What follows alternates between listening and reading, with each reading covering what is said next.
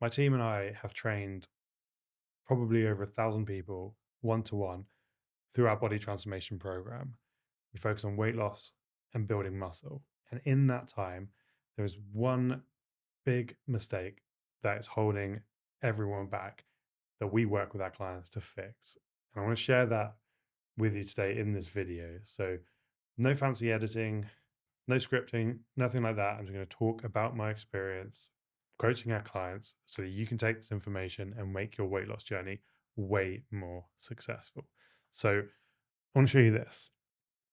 And this is where a lot of people go wrong. So, I'm going to talk through this, what to do instead, and then break down the steps you can put in place to make your weight loss journey as easy and successful as possible. So, most coaches want you to go from A to B. So, this is chaos and unpredictable. That means you've got no real plan for what you're eating, drinking, training, etc. And they want to get you to this perfect stage of structure and discipline. And that is where we go wrong. This leaves no room to go off plan. The moment you go off plan, you've failed. And that is why we like to get our clients to aim for somewhere around here, where we are by Penlid, structured and disciplined most of the time. And here we have guilt free treats, which make this a much more sustainable process. So you want to look at being better, but not perfect. Now, there are things that you can do to help make this a whole lot easier. And I'm going to talk through those in a second and the stages that you can go through to make your weight loss journey much more successful. And I'll talk through what I think in order of most important to least important so that you can start to implement some of these things. But I think it's really important that we get on the same page of this concept. This is where we go wrong, all or nothing, perfect or failure. This is flexible. I'm mostly good and I have room to go off plan because we're human and we like to enjoy those things. And if we're constantly depriving ourselves of things we want, we will eventually break and fail if we're aiming to be here. If we're aiming to be here, being unstructured a percentage of the time is part of the plan. And that's what will make it way more sustainable. So we've looked at that spectrum of unstructured to perfectly structured, and we know we want to be 80% of the way there. So we're mostly structured and disciplined, and we leave ourselves room to go off plan because we're human and we know that we're going to do that. But what are the steps that we can take to be more disciplined, to be more structured, and have success on our weight loss journey? So I've written them down here, and I think that this is the simplest way that we can look at it. And it's basically, how do you put the least effort in to get the maximum returns? And the number one most important thing is having more protein. Before we talk about the protein stuff, the reason that more is more important is that for a lot of people, a lot of programs, a lot of coaching, the language is all less food, or cut out carbs, or cut out sugar, negative. We want to aim for something more, something positive. So more protein puts us in the right mindset, something positive. So protein sources, thinking about chicken, turkey, different types of beans, different fishes, different red meats, loads of vegetarian protein alternatives now. There's so many protein options out there, different types of cheeses, nuts, the protein shakes and all the kind of protein replacement stuff that you can't. Protein is a very like trending thing right now. There's so many protein everything. I had some protein salt and vinegar crisps the other day. So if you want it, you can get it. The reason it's so important is that it is filling and it will help you recover from your training, and it takes more energy to digest and use the calories from the protein as well. So it really will be your best friend on the weight loss journey, and it allows us to stay in that positive mind frame of more of something rather than restricting and less of something. The next part, number 2 here, resistance training. Now, there's a bit of a misconception here because a lot of coaches will talk about the fact that if you build muscle, your metabolism will increase. Now, there is a small impact on that, but not one that's going to make a big difference on the scales. The benefit of resistance training is A, how you feel, so the confidence that you build, but also the fact that you are stronger and you have more endurance means you will move more.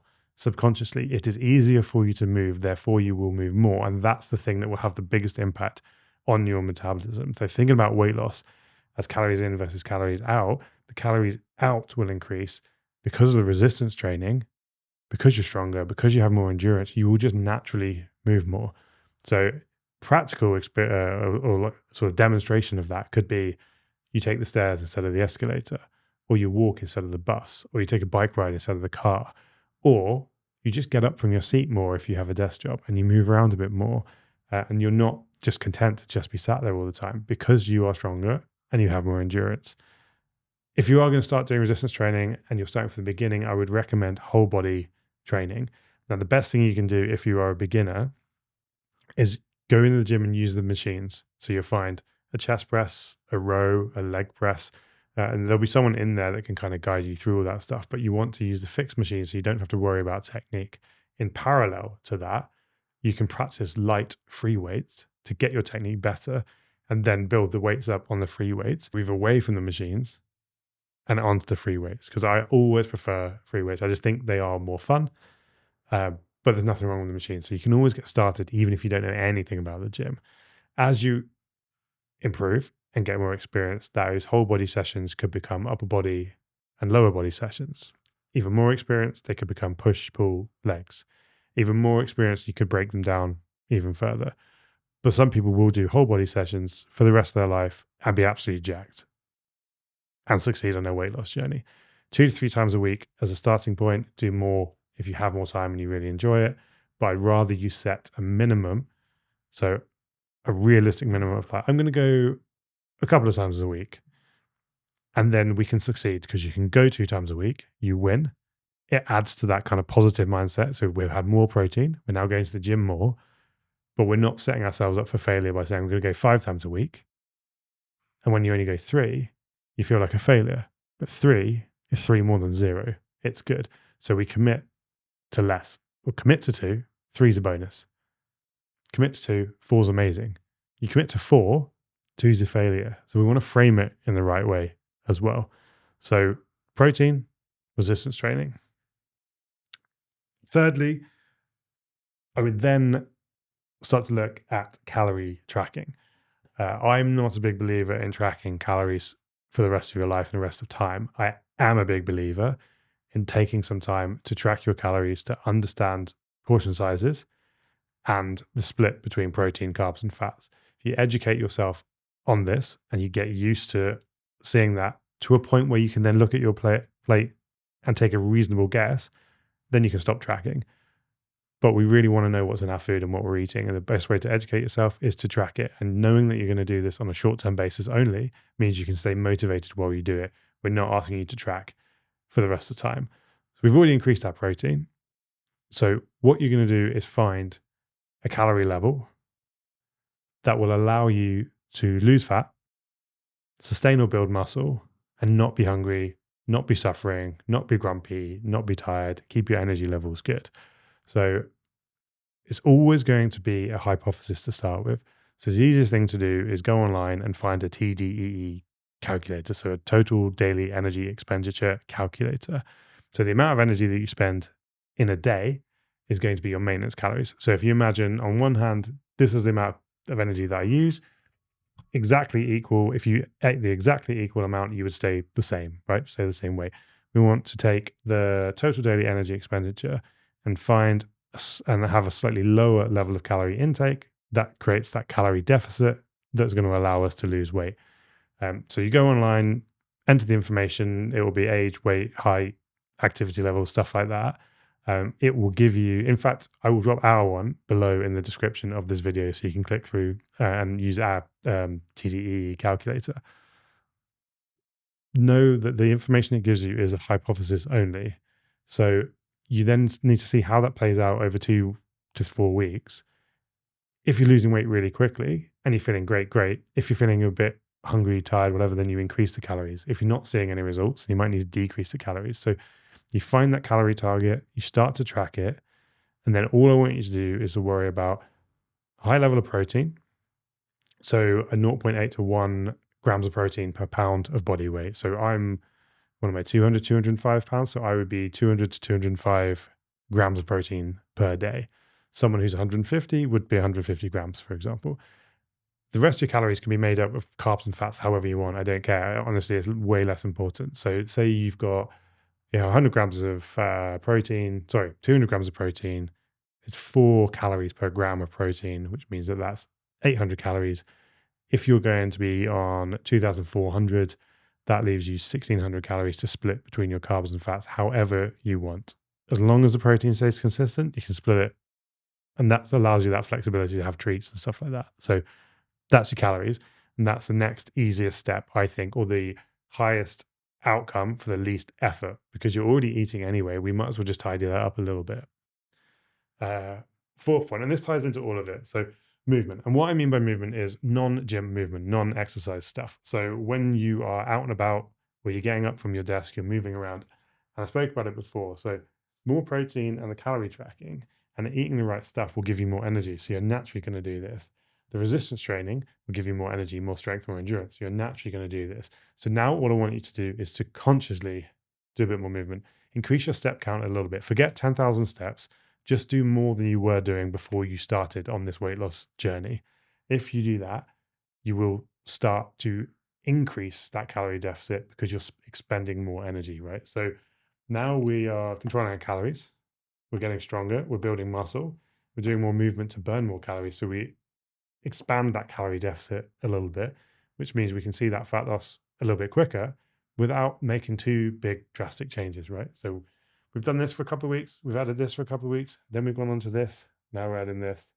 And that's as much as I need you to do for quite a long time. If you just did that, you will see amazing results in your body transformation. But I want you to consider point 5 as well, and that is sleep. There are so many studies and meta-analysis, so studies of groups of studies that show that the more sleep you have and the better quality of sleep, the more weight you will lose, the more muscle you will build. Partly, obviously, the recovery aspect, but also the fact that if you have more energy, it's easier to make good decisions. If you have more energy, your training is going to be more intense, and therefore the adaptations to training are going to be better. You're going to get stronger, you're going to get fitter quicker. You'll burn more calories, so you'll lose more weight. So having a routine around sleep, so being able to switch off like an hour before bed, whether that's like getting away from screens, listen to an audio book, going for a walk. Don't know, would a walk wake you up? Probably. But whatever you can do to help get yourself ready to have quality sleep. Now, I know that's easier said than done, like especially if you've got young kids or a really challenging job. But again, we're not trying to be perfect, just be better than you were before you started. So just improve 20 minutes more is something, right? Have a better winding down, less scrolling on phone, and more time quality sleeping. And that brings me to the final point, which is treats. And I just want to reiterate that if you remember what we looked at before, from unstructured to perfectly structured, we want to end up 80% of the way there. Allow yourself to enjoy things, guilt-free treats. And that's part of this whole process. And it will support the momentum that you build towards your weight loss because you won't feel deprived. And so it is really important to do some of the things you want to do just for purely for the fact to enjoy those things, right? With the clients that we work with, I think one of the reasons why it's so successful is because there is no pressure for them not to drink at all, not to have a takeaway, not to do things they enjoy, not to miss social events. If you start to deprive yourself of those things, then you will inevitably give up. So treats doesn't just mean food. It means events and socializing and seeing your friends and doing things you want to do, and make sure that you're, I think people talk about filling that kind of energy bucket or goodwill bucket, good feeling bucket. Make sure that you're putting enough in because you're going to be putting all this effort in. It's going to take a bit of energy out. So make sure that you treat yourself along the way. So that's how we move from this big mistake of all or nothing, trying to be perfect. That will really hold you back. And what we want is a reasonably structured approach, following these really simple rules. I guarantee if you do that, you will see significant changes in your body, in your physique, in your energy. If you want help on achieving these things on a one-to-one basis and get some coaching from us, click the link below in the description. What we'll do is ask some questions, and then we'll have a sort of no pressure call. So not like a sales call where you'll be like pushed into making a commitment or anything like that. Just a conversation to figure out where you're at, what you're looking for. We'll tell you about what we do, and we'll figure out together if it's a good fit. If you want to drop fat, if you want to build muscle, if you want to build a sustainable way of doing this while you're still enjoying stuff, then it probably will be a good fit. But we want to make sure that it is.